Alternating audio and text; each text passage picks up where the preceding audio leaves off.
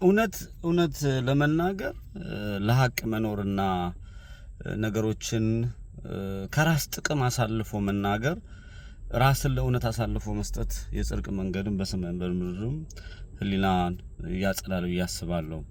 የተረጋጋና ህሊናውን ሰብሰብ ያደረገ ሰው ደግሞ ራሱንም አይጎዳም ሰዎችንም አይጎዳም፣ እንደውም ለሰዎች ጥቅም ይሆናል ብዬ አስባለሁ። እና የሰሞኑን ነገር ለማየት ፈልጌ ነው። እኔ የአንድ ህፃን ልጅ አስተሳሰቡ ልክ እንደ ወርቁ አይተናው የሆነ ታኩር ምናምን የሚባል ቲክቶከር ነኝ ምናምን የሚል ህፃን ልጅ ስለሱ ማውራት አልፈልግም።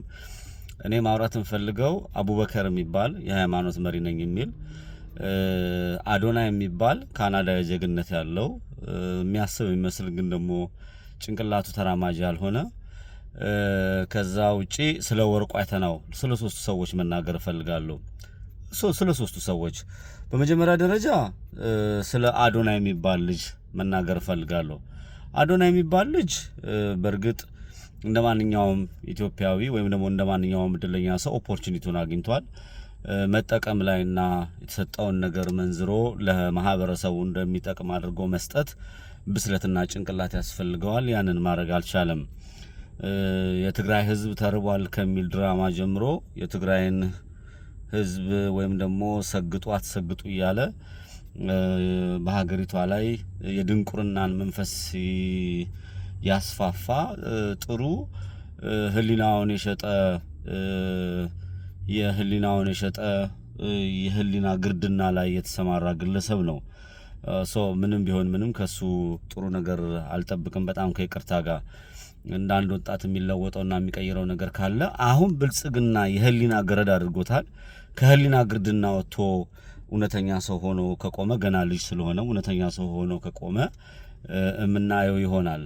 ስለዚህ ሄት ምሳሌ የማይሆኑ ቲክቶከሮች አሉ። ለምሳሌ ቤተክርስቲያኑ ዘሎ ይገባል፣ የሆነ መከላከያ ውስጥ ይገባል ምናምን ዝም ብሎ በቃ ራሱን ይሄ ያልተገራ ፈረስ ገና ዘሎ ያልጠገበ ጥጃ ይመስል በየአቅራቢያው በየምኑ የሚረክስ የሚዘል የሆነ የተመታ ነው። ከዛ ውጪ የትግራይ ህዝብ ረሃብ ተብሎ የንጹህ የግለሰቦችን ገንዘብ ሰብስቦ እንግዲህ 9 ጀነራል አሰልፎ አሽጎ የትግራይ እናትና ቤተሰብ ወይም ደግሞ ሌላም ብሔረሰብ ሲጨፈጭፍ የነበረ ብልጽግና ስር ሄዶ መወተፉን ሳይ ደግሞ እጅግ በጣም የሚያሳዝን ነው።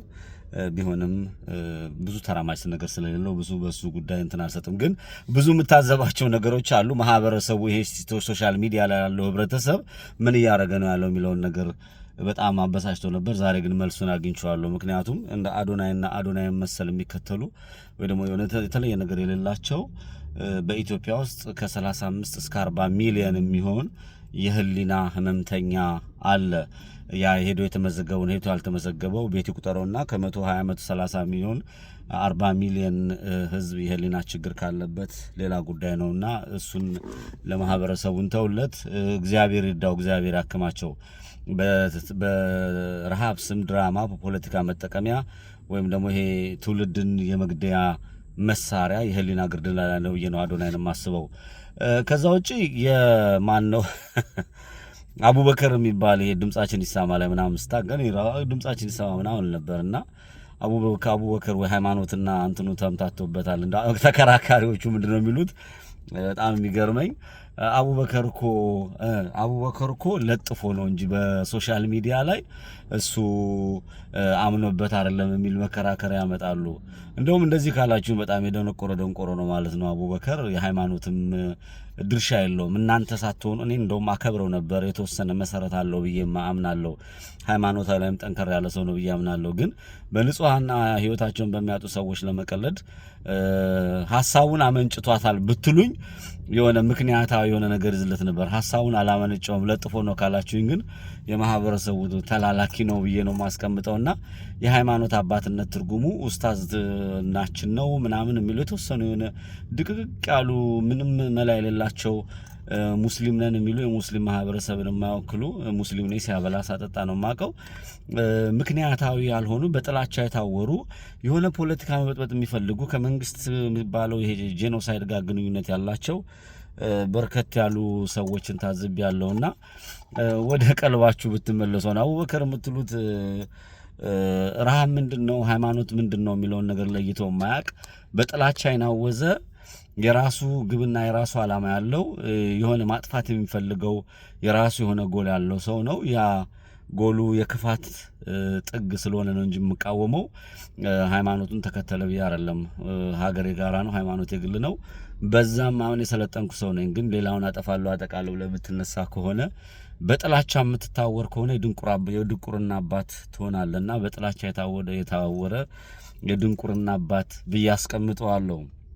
ሶ አቡበከር ሃይማኖታችን ነው፣ ቀይ መስመራችን ነው የምትሉ ቀይና ቢጫ ለይታችሁ ማታቃ ባፋችሁ የምትጸዳዱ ሰዎች ናቸው ነው ማስበው። ማንም ሊሆን ይችላል ከየትኛውም አቅጣጫ በህዝብና በንጹሃን ላይ ዋጋ የሚያስከፍል ነገር እሰራለሁ ካለ ይጠየቃል፣ ይብጠለጠላል፣ ይነሳል። ጊዜና ሰዓት ካለ ስርዓት ከመጣ ኢትዮጵያኖች ራሳቸውን ስርዓት ከገነቡ መጠየቅ ያለባቸውም ሰዎች በህግ የሚጠየቁበት መንገድ ይዘጋጃል። ሶ ከዛ አንፃር ነው ለህሊና ነው።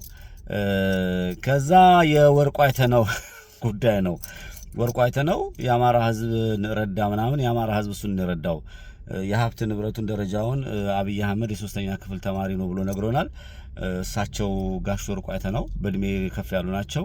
ወደ 4ኛ ክፍል እስኪገቡ መታገስ ነው። መርዳት ከፈለጉ ማረግ ከፈለጉ ብዙ ዘዳና ብዙ መል ያለና የእሳቸውን ጋሽ ወርቁ አይተነውን የአስተሳሰብና የእውቀት ጥልቀት ወይም ደግሞ የእሳቸውን የስራ አካሄድ ወይም ደግሞ እያደረጉ ያሉትን ነገር በመረዳት ትንሽ ወደ 4ኛ ክፍል የሚያድጉበትን መንገድ ብፈልጉ መልካም ነው እላለሁ።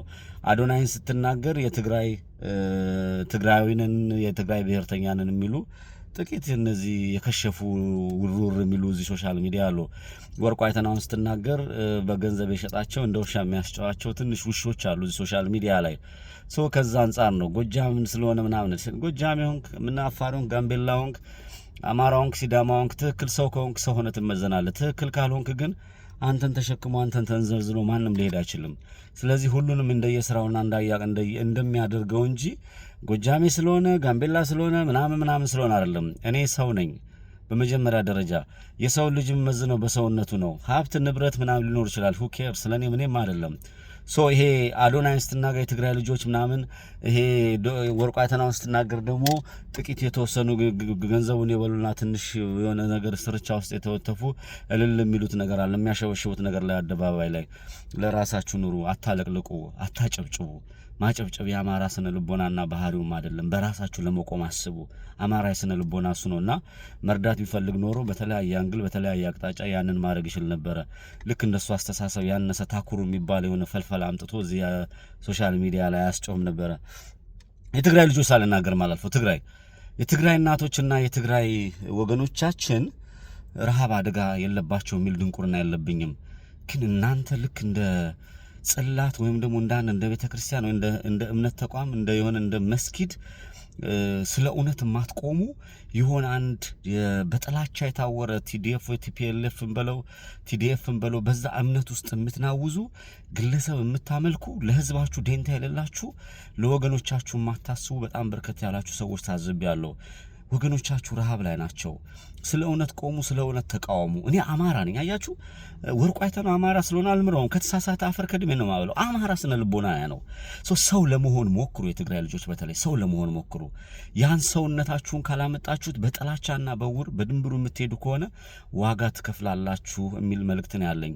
እንደ ኦሮሞ ደግሞ የኦሮሞ የጥላቻ ፖለቲካ ነው ኢንጆይ እያደረጉ ነው እነሱ። አሁን በዚች በ3 ሳምንት በ2 ሳምንት ውስጥ ቲክቶከሮችን እነዚህ ባለሀብቶችን ያካተተ አባገዳዎችን ያካተተ በጣም ጠምዘዘዝ ያለ ፖለቲካ አለ። እሱን ኢንጆይ ያደረጉ ነው። ግን የዘሩትን ማጨድ አይቀርም። የምትዘሩት የጥላቻ ታውራችሁ በጥላቻ የምትፈጽሙት ነገር ዋጋ እንዳያስከፍላችሁ ስጋት አለኝ። ደቡብ ራሱን ለማጥፋት በጣም ተዘጋጅቶ ያለበት ሁኔታ ነው ያለው። ደቡብ ላይም መሰረታዊ ችግር አለ። የረሃብ አደጋ ይሄ ማህበራዊ ምስቅልቅሉ እንደበረታ ነው። ማህበራዊ ምስቅልቅሉ ለማስተካከል የረሃብ አለንጋውን ለመጽነት ህዝቡን ለመታደግ ሰው ሆኖ መቆም ነው። ሰው ስለሆንኩ ነው ይሄን ማወራው። ብሔሬ ምናምን ብዬ አልተወተፍኩም። ብሔሬ አማራ ነው ስላችሁ አማራን እነቅለዋለን፣ እናጠፋዋለን፣ ሶፍት ስጧቸው እናስለቅሳቸዋለን ብለው በፌደራል ደረጃ የራሱን የሆነን እርምጃ እየወሰደብን ስላለ ያንን ለመከላከል አማራውኝ ያለው እንጂ ከእውነት ጎን ምቆም ስለ እውነት ማወራ እውነተኛ ሰው ነኝ። ድል ለፋኖ! ኢትዮጵያ ታሸንፋለች።